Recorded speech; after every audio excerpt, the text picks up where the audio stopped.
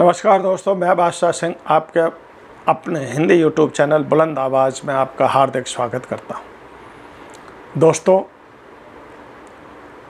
अगर आप उस परमपिता परमात्मा की तरफ एक कदम बढ़ाते हैं तो वो 60 कदम आपके पास चल करके आता है। लेकिन अगर आप एक कदम पीछे हट जाते हैं तो वो पत्थर की लाट बन जाते हैं, फिर नहीं हिलते डुलते। कि आप हटे पीछे तो और मुख मोड़ लेते हैं। इसलिए कबीरदास जी कहते हैं कि भाई बहते के लगाओ ठौर और ना माने दे धक्का दो और वो कभी भी आपने देखें, जितने जिस भगवान को भी आप मानते हैं, जिस परमात्मा की जिसकी आप पूजा करते हैं, कभी पूछना, कभी मान करके कि उन्होंने कभी भी नहीं चाहा कि आप मेरी पूजा करें।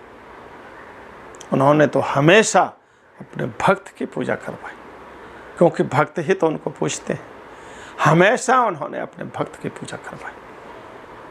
तो दोस्तों, मेरा हमेशा की तरह आग्रह है आप सबसे कि जो लोग इस चैनल पर नए हैं, जो इस वीडियो को पहली बार देख रहे हैं, उस चैनल को सब्सक्राइब ज़रूर कर लें, क्योंकि सब्सक्रिप्शन का कोई पैसा नहीं लगता है, सब्सक्राइब करने का कोई पैसा नहीं लगता, वो तो फ्री में है।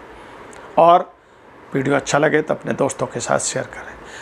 वीडियो बेल के आइकन को ज़रूर दबा दें, ताकि जब भी मैं ऐसे मार्मिक अपनी ज़िंदगी से, आपकी ज़िंदगी से जुड़े हुए ऐसे मार्मिक वीडियो अपलोड करूं तो सबसे पहले नोटिफिकेशन आपके पास में पहुंचे। तो दोस्तों, वीडियो में आगे चलते हैं कि ऐसे एक दृष्टांत आता है भक्त सबरी का।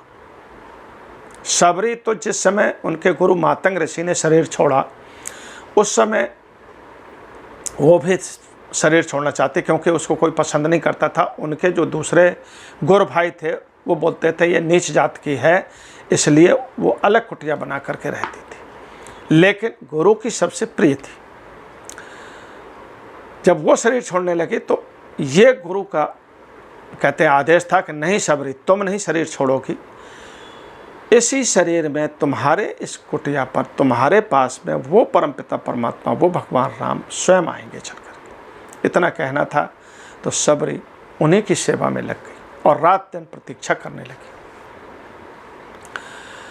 तो दोस्तों, एक उसी समय का एक दृष्टांत है कि एक गुरु भाई ने जिस वो कुंड में नहाते थे, उसमें किसी महात्मा ने नहाया पाप भाव से, द्वेष भाव से, तो उस कुंड में कीड़े पड़ गए। और जब भगवान श्री राम सबरी के पास में पहुँचे तो दूसरे जो शिष्य थे उनको बड़ी ईर्ष्या हुई कि सबसे पहले सबरी के यहाँ क्यों पहुँच गए। भाई, हमारे भी तो कुटिया पड़ रही थी, हमारा भी तो आश्रम पड़ रहा था, तो हमारे पास में क्यों नहीं है।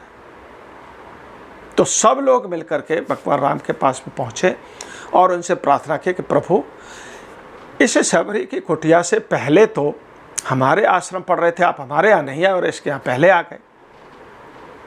तो पता है उस भगवान राम ने क्या उत्तर दिया?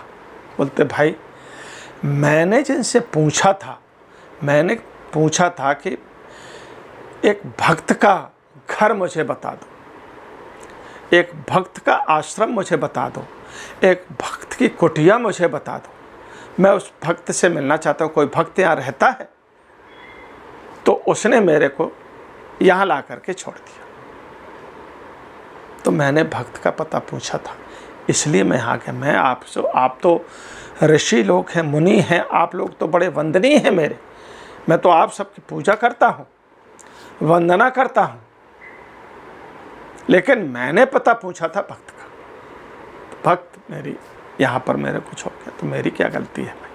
तो इसलिए तो सब ने फिर मिलकर के प्रार्थना की कि प्रभु, एक हमारे बहुत बड़ी समस्या है, हम तो खाना पीना और कुछ भी नहाना धोना कुछ भी नहीं कर पा रहे हैं, कि हमारे इस कुंड में जो नहाते धोते थे, इसमें के जो पानी खाना वगैरह बनाते थे, तो इसमें कीड़े पड़ गए। तो बोलते, भाई, ये किसी का पाप कर्म का फल है, किसी के पाप कर्म का फल है, इसीलिए उसमें कीड़े पड़ गए। तो इसका प्रभु इलाज, आप समाधान तो आप ही करेंगे। तो बोलते, भाई, ऐसा है कि हम सब लोग जितने भी ऋषि मुनि हैं, जब हम सब लोग इसमें एक एक करके नहाओ, और जिसके इसका इलाज यही है कि जिसके नहाने से इसके कीड़े खत्म हो जाएंगे वही सबसे श्रेष्ठ है, और उसी का जल इसको प्रयोग करना चाहिए। तो दोस्तों, सब लोगों ने नहा धो लिया। अंत में कहते प्रभु राम ने भी उसमें स्नान कर दिया, लेकिन कीड़े नहीं गए। अब सबरी तो अछूत जात की थी, वो कैसे नहा ले, वो तो उससे तो द्वेष करते थे। आप देखिए, तो प्रभु राम ने बोला कि भाई ऐसा करो कि अब कौन बचा है, कि अब तो एक सबरी बची है, इसके चरणों का जल लेकर के आप इसमें डालिए, तो हो सकता है ये कीड़े खत्म हो जाए। सब लोग बोलने लगे कि प्रभु ऐसा कैसे हो सकता है, ये तो अछूत जात की है, तो ये तो और कीड़े पड़ जाएंगे। बोलते भाई देखने में क्या हर्ज है, फिर कोई दूसरा इलाज सोचेंगे। अब तो हम सब लोगों ने तो कर लिया, किसी से कीड़े खत्म नहीं हुए, मैंने भी स्नान कर लिया, लेकिन ये एक उपाय और करके देख लो। ये तो प्रभु की लीला होती है कि किस तरह से भक्त का आदर, किस तरह से भक्त की पूजा करवाना चाहते। तो दोस्तों, सबरी से बोला कि भाई दे दे, तू अपने चरणों का जल ही दे दे, नहीं नहा सकती है तो उसी को मिला करके देखते।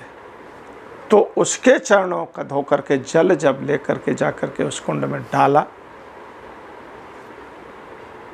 डालते ही सारे के सारे कीड़े खत्म। जैसे पहले उस कुंड का निर्मल जल था, वैसा ही फिर हो गया।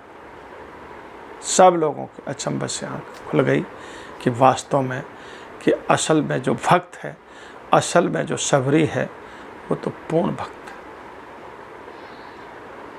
इतना देखना था कि सबरी के आंखों से अश्रुधारा बह गई। बोलते सबरी रो मत, तू तो वंदनीय है, तू तो सबकी पूजनीय है। उस दिन से सब लोग उसका आदर सत्कार, उसकी पूजा करने लगे दोस्तों। नहीं तो तब तक तो सब द्वेष करते थे। तो ये होता है उस परमपिता परमात्मा के अनन्य भक्त का, कि वो अपने नहीं भक्तों की पूजा करवाते हैं दोस्तों। तो यही करना है। इसीलिए कहते हैं कि उस आदर भाव, भक्त बनना बहुत ही मुश्किल है।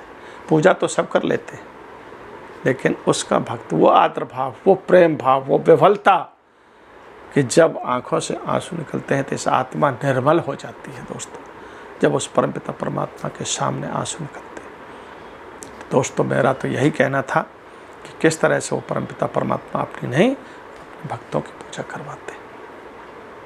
दोस्तों, आप लोगों ने अगर वीडियो अंत तक देखा है तो आप लोगों का बहुत बहुत शुक्रिया।